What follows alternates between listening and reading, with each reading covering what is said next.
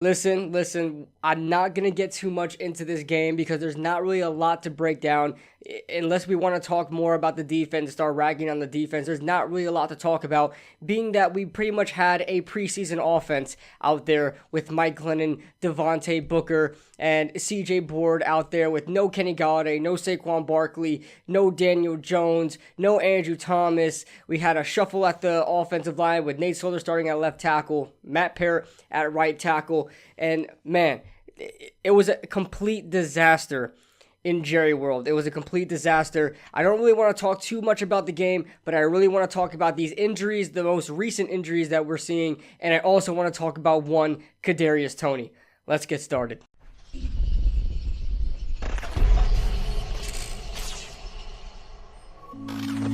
Alright, so the first thing, I want to start off on a high note. Actually, most of this video is pretty much going to be on a high note and trying to stay positive throughout this season. And one thing we have to look forward to are these injuries, okay? These injuries, obviously, we had about 3 or 4 players knocked out of this game alone, and we already had starters on top of the starters that were missing already go out. So, obviously we had Sterling Shepard, Darius Slayton, we had, Nick Gates.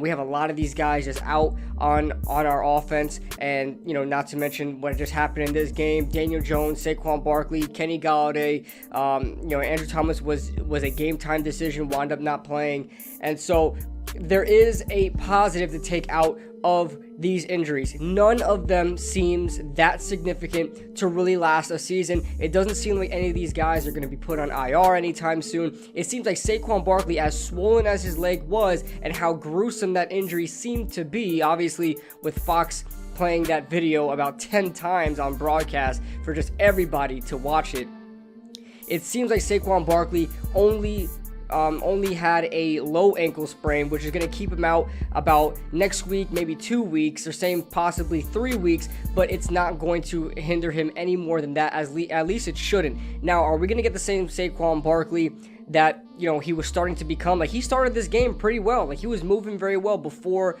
the injury. Are we going to get the same Saquon Barkley and he's going to pick up right where he left off?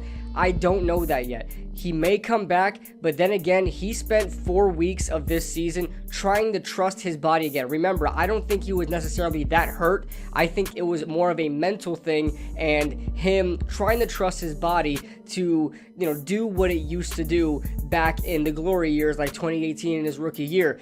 He was trying to get back to that sort of mindset again and that physicality that he once had, and it seemed like he was, every single week he was developing more and more on that. But will this set him back? And now he's thinking, well, I just got hurt again, this time it's my ankle, like I really can't trust my body. Is he really going to be that conservative again that we saw in the first 2 weeks of the season, even the first 3 weeks of the season? Now that's a question we just have to wait and see what happens. But as far as Saquon Barkley's health and his availability throughout the season, I'm thinking the max he's going to be out 3 games, and we'll be able to get Saquon Barkley back, because God knows Devontae Booker is Andre Williams 2.0. He's a guy that grabs the ball and runs into his own offensive lineman for a yard. I mean, you just see him hit a hole and he just stops 1 yard in. I mean, that's just Andre Williams 2.0. I can't deal with it. That being said, Saquon Barkley should be back in the next 3 weeks. Now, Daniel Jones obviously has been having such an amazing season up to this point. Obviously, his numbers aren't really there to really show it. He does only have 1 interception, which is great, but his touchdowns aren't really there. He has 4 passing touchdowns.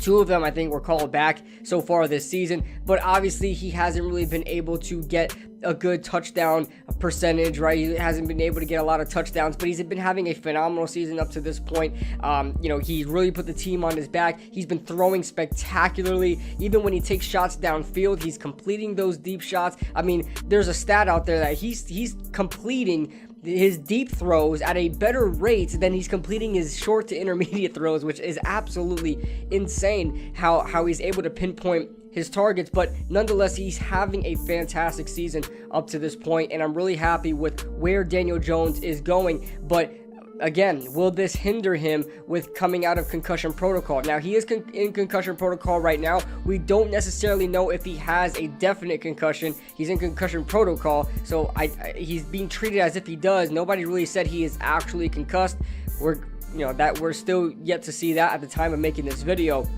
But if he is concussed, obviously that is one of the most common injuries in the NFL, and it is one of the most concerning injuries in the NFL. But if you only have one concussion, you could get away with it. I sound so cynical saying that. It's just a concussion. Don't worry about it. He'll be back in a few. But, I mean, it is what happens in the NFL. Concussions only pretty much last maybe a week, maybe 2 weeks. I think we'll be able to see Daniel Jones back by the time, I think maybe 2 weeks from now. He may not play in this Rams game, but I think we'll see him in the next 2 weeks. As far as Kenny Golladay goes, I don't know about Kenny Golladay. See, I need to know what's going on with Kenny Golladay, because he didn't even get any action in this game to really get himself hurt. I don't know what exactly led him to being hurt. I think everybody was getting out the game with injuries. Everybody's leaving the game with injuries. I feel like he just checked out. I don't know. This is his third separate injury since he's been with this Giants team. He's had a hip injury, he's had a hamstring injury, and now he's having a knee injury. So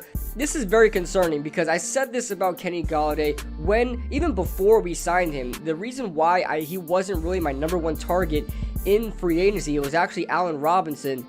The reason why I didn't have Kenny Golladay as my number one target in the free agency is because how often this guy gets hurt, and he's always has injury concerns. Even when he's playing in those games, I pay attention, because I had Kenny Golladay on fantasy for about a couple years now, so I'm very, active on who's hurt and, who's playing with injuries. Kenny Golladay has played with multiple injuries in his career. Although he's played through them, it is very concerning that he has them in the first place, and he's already suffered his third injury that we know of, his third injury in the past, couple of months he's been with the New York Giants, and they're all separate injuries. It's not like he's re-aggravating an injury that he's had before. They're all having separate injuries that any of them could be re-aggravated, and multiple of them. So that's very concerning. But I don't know. It just seemed pretty peculiar. He only had like 2 targets in this game maybe, and then he comes out of the game when Daniel Jones and Saquon are out. He just comes out of the game. Nobody knows where the hell he's been. The commentators were wondering too. Troy Aikman and Joe Buck were like,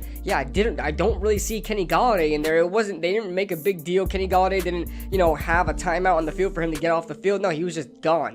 He just checked out. So I don't know what happens there. I don't know what the severity of that is, but I don't imagine that, being a big issue moving forward with Kenny Golladay as far as the knee issue goes. But it is concerning having a third injury, if it is an injury, in the span of you being a New York Giant, which is not even a quarter of a season, or just barely a quarter of a season. And last but not least, as far as injury goes, that I'm not really concerned about, is Andrew Thomas. Andrew Thomas should be back soon. It was a game time decision this week, so he has to be back next week. And we're going to need him back next week, because we're going to be facing a tough Los Angeles Rams front seven, and we're probably going to have Mike Glennon starting our quarterback, so we're probably going to have to protect that giraffe as much as we can.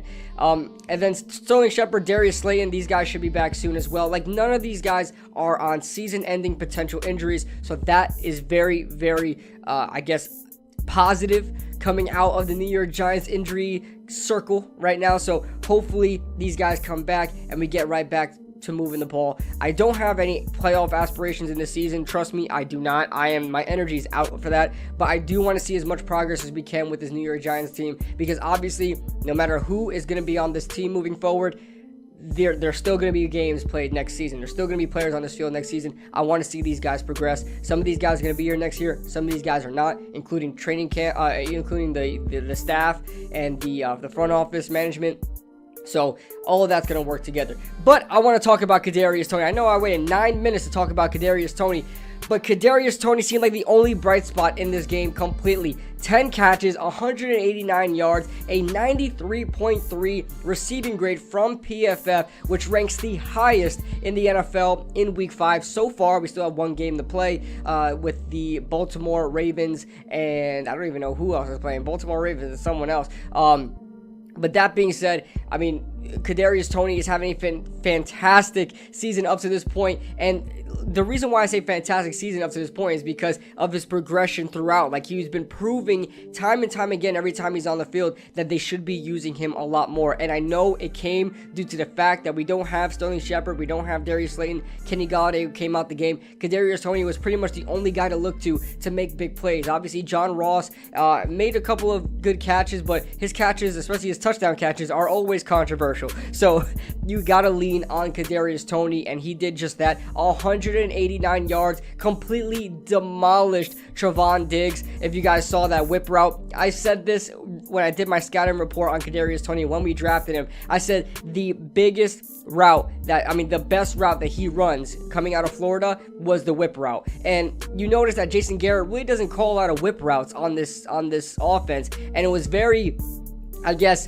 not coincidental, ironic that Kadarius Toney, it was pretty much running whip routes the whole game. And I mean, that shows Jason Garrett is evolving. He's developing. He's evolving. He's expanding that playbook. He's creating plays that help our offensive players, and that to me is a big step forward. So that I'm going to be coming out with a film review for Kadarius Toney and showing how explosive this guy really is, especially against one of the league's best corners in Trevon Diggs. So be on the lookout for that. The film should be out tomorrow, so I should be getting on that in just maybe 24 hours or so. So that being said, guys, let me know your thoughts in the comment section below. What do you guys think about these injuries that the New York Giants suffered, and what do you guys think about Kadarius Toney and the big game he had against the Cowboys? I'll see you guys in the next video. Make sure you guys like, subscribe, and leave a comment, and share this with your friends and family, and I'll be seeing you next time.